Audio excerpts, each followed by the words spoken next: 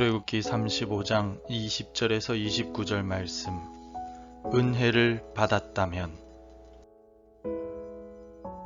이스라엘 자손의 온 회중이 모세 앞에서 물러갔더니 마음이 감동된 모든 자와 자원하는 모든 자가 와서 회막을 짓기 위하여 그 속에서 쓸 모든 것을 위하여 거룩한 옷을 위하여 예물을 가져다가 여호와께 드렸으니 곧 마음에 원하는 남녀가 와서 팔찌와 귀고리와 가락지와 목걸이와 여러 가지 금품을 가져다가 사람마다 여호와께 금예물을 드렸으며 무릇 청색, 자색, 홍색 실과 가는 배실과 염소털과 붉은 물들인 순양의 가죽과 해달의 가죽이 있는 자도 가져왔으며 은과 노스로 예물을 삼는 모든 자가 가져다가 여호와께 드렸으며 섬기는 일에 소용되는 조각목이 있는 모든 자는 가져왔으며 마음이 슬기로운 모든 여인은 손수 실을 빼고 그 뺀 청색, 자색, 홍색 실과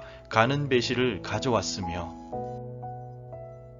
마음의 감동을 받아 슬기로운 모든 여인은 염소털로 실을 뽑았으며 모든 족장은 호마노와 및 에봇과 흉패에 물릴 보석을 가져왔으며 등불과 관유와 분향할 향에 소용되는 기름과 향품을 가져왔으니 마음에 자원하는 남녀는 누구나 여호와께서 모세의 손을 빌어 명령하신 모든 것을 만들기 위하여 물품을 드렸으니 이것이 이스라엘 자손이 여호와께 자원하여 드린 예물이니라.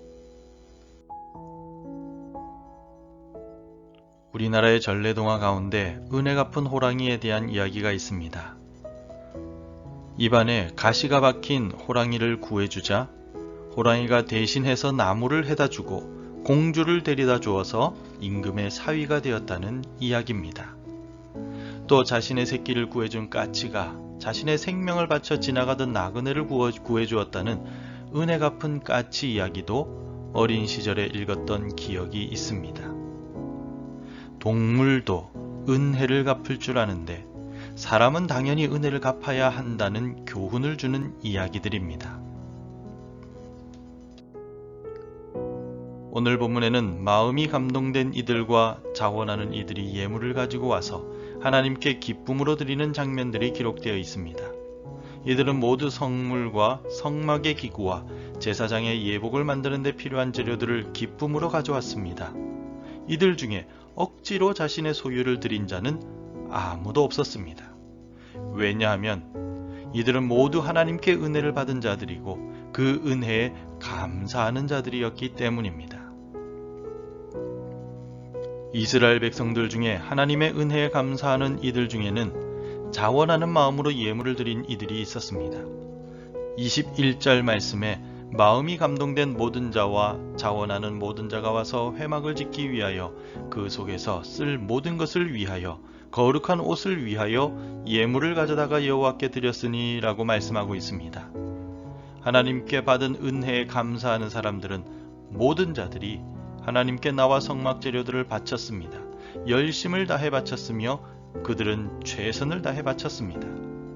이들이 받은 은혜가 무엇일까요? 이스라엘 백성들은 앞서 금송아지를 숭배함으로 인하여 죽어야만 하는 죄인들이었습니다. 그러나 하나님께서 그들을 용서하시고 은혜를 베풀어 주셔서 그들은 구원을 받았습니다. 이 구원받은 은혜를 기억하고 감사하였기에 그들은 즐거운 마음으로 하나님께 드렸던 것입니다. 500데나리온 빚을 진 사람과 50데나리온 빚을 진 사람들이 모두 그 빚을 용서함 받았다면 누가 빚을 없애준 사람에게 더 감사하겠습니까? 예수님께서 베드로에게 이 질문을 하시자 베드로는 500데나리온 빚을 진 사람이라고 대답하였습니다. 더 많은 은혜를 받은 사람이 더 많이 그리고 기쁨으로 하나님께 바칠 것입니다. 나는 하나님께 얼마나 큰 은혜를 받았습니까? 그리고 그 받은 은혜에 기쁨으로 감사하며 즐거운 마음으로 헌신하며 살아가고 있습니까? 바라건대 내게 주신 은혜를 기억하고 감사하고 주를 위해 헌신하는 우리의 삶이 되기를 소망합니다. 하나님께 구원의 은혜를 받은 사람들은 모두 즐겁게 예물을 드렸고 또한 다양한 사람들이 하나님께 예물을 드렸습니다. 29절 말씀에 마음에 자원하는 남녀는 누구나 여호와께서 모세의 손을 빌어 명령하신 모든 것을 만들기 위하여 물품을 드렸으니 이것이 이스라엘 자손이 여호와께 드린 예물이니라. 아멘. 24절 말씀에 보면 조각목을 가진 사람들이 하나님께 예물을 가지고 왔습니다. 25절에는 슬기로운 여인들이 각종 실들을 가져왔다고 기록하고 있습니다. 또 어떤 여인들은 염소털로 실을 뽑았습니다. 족장들은 각종 보석을 가져왔습니다. 29절 말씀처럼 다양한 남녀들이 자원하여 하나님께 드렸던 것입니다. 하나님과 만나는 성막을 만들기 위하여 다양한 사람들이 재료들을 가지고 와서 드렸습니다. 족장과 여인과 남녀 할 것 없이 모두가 자원하여 드렸습니다. 무너진 예루살렘 성벽을 쌓던 느헤미야와 백성들이 52일 만에 성벽을 완성했다고 느헤미야서에 기록되어 있습니다. 그런데 이 성벽을 쌓은 사람들을 가만히 살펴보면 그들 중에는 나라에서 녹을 먹는 관리도 있었고 또한 지파에서 존경받는 장로들도 있었습니다. 부유한 사람들도 있었고 형편이 그다지 좋지 못한 사람들도 있었습니다. 평범한 사람이나 귀족이나 모두가 같은 마음으로 함께 성벽을 쌓았습니다. 교회는 다양한 사람들이 모여 하나님을 섬기고 예배하는 곳입니다. 각자의 형편과 상황이 다르지만 모두가 한 마음으로 모여 예배하고 교회를 섬길 때 그 교회는 기쁨이 넘치고 성장하게 됩니다. 우리 교회가 다양한 사람들이 한 마음으로 예배하는 하나된 교회가 될 수 있기를 소망합니다.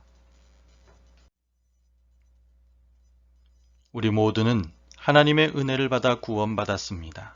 죄인이기 때문에 죽을 수밖에 없는 존재, 멸망당할 수밖에 없는 존재였지만 하나님께서 구원의 은혜를 우리에게 베풀어 주셨습니다. 또한 하나님께서 큰 은혜를 주셔서 여기까지 생명을 유지하며 살아올 수 있었습니다. 우리에게 가정을 주셨고 자녀들을 주셨으며 함께 예배할 수 있는 교회를 주셨습니다. 우리가 하나님께 이 은혜를 받았다면 어떻게 해야 할까요? 우리 모두도 기쁨으로 하나님의 은혜를 기억하고 감사하며 헌신하는 삶을 살아가야 할 것입니다. 오늘 본문에 나오는 이스라엘 백성들처럼 모두가 다양한 상황에 있지만 기쁨으로 하나님께 감사하며 드리는 삶을 살아야 할 것입니다. 하나님은 계산하지 않으시고 풍성하게 우리에게 주셨습니다. 그러므로 우리도 은혜를 받았기에 계산하지 말고 내가 가진 것들을 기쁨으로 드려 하나님께서 주시는 더 큰 은혜와 축복을 누리는 우리 가정, 우리 교회가 될 수 있기를 소망합니다. 기도하겠습니다. 아버지 하나님 감사합니다. 오늘 새날을 주시고 복된 날을 주셔서 감사합니다. 간밤에도 평안하게 쉬게 하시고 이 새벽에 깨워주셔서 감사합니다. 이 모든 것이 하나님의 은혜요 나의 생명을 통치하시는 하나님의 크신 사랑 덕분임을 고백하고 이 새벽에 오늘 하루를 살아가며 하나님 주신 은혜에 감사하며 살아가기를 소망합니다. 내 말과 내 행동을 통하여 하나님께 영광 돌리고 하나님을 기쁘시게 하는 복된 날을 살아갈 수 있도록 인도하여 주시옵소서. 예수님 이름으로 기도합니다. 아멘. 함께 기도해 주시기 바랍니다. 하나님께 받은 은혜의 즐거운 마음으로 감사하게 하소서. 환우들의 건강을 지켜주시고 바이러스로부터 지켜주옵소서. 우리 교회 교육부와 고3 수험생들과 청년들을 지켜주옵소서. 오늘도 말씀과 기도로 하루를 시작하시기를 바랍니다.